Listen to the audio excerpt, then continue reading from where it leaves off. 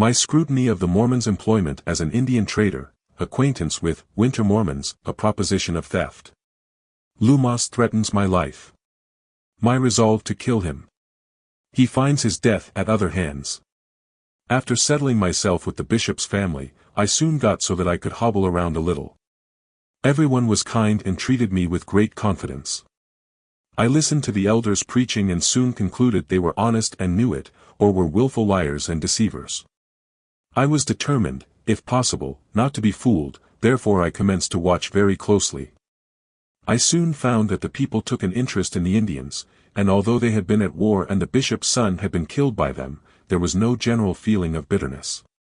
The Indians were around the fort more or less, and the people were desirous of friendship.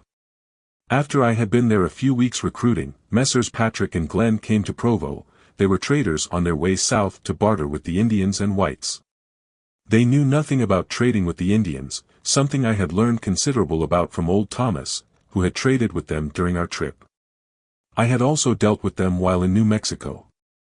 This firm offered me employment for the winter, to go to San Pete Valley, then the headquarters for trading with the Ute Indians. This suited me, for I wished to become better acquainted with the Indians and gain their friendship, also to learn their language. Some of them could speak more or less Spanish, but not enough to converse satisfactorily.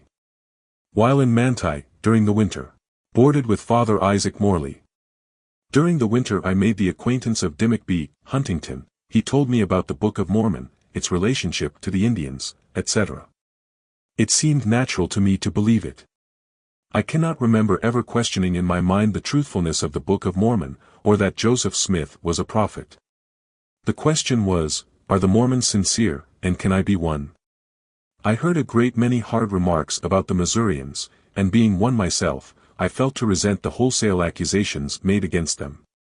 About that time a great many deadbeats and winter Mormons joined the church, emigrants who stopped over simply for convenience. Quite a number came to Manti, led by one Lumos. They all joined the church.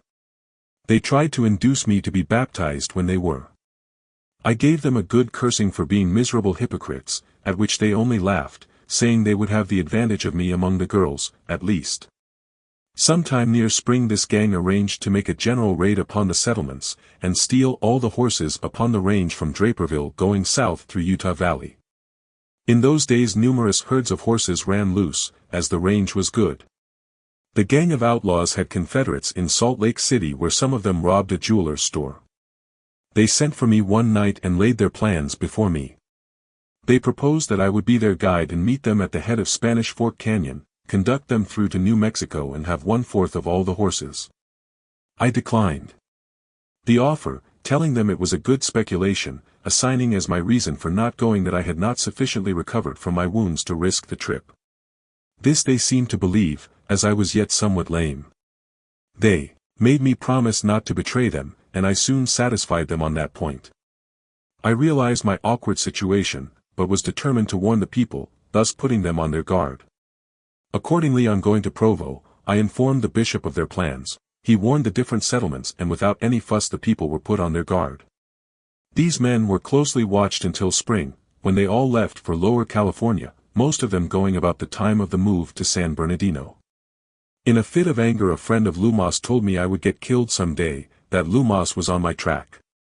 It is true I had in a measure betrayed him and his companions, still I had felt it my duty to do as I had done, and to prevent myself being killed I resolved to kill him on sight.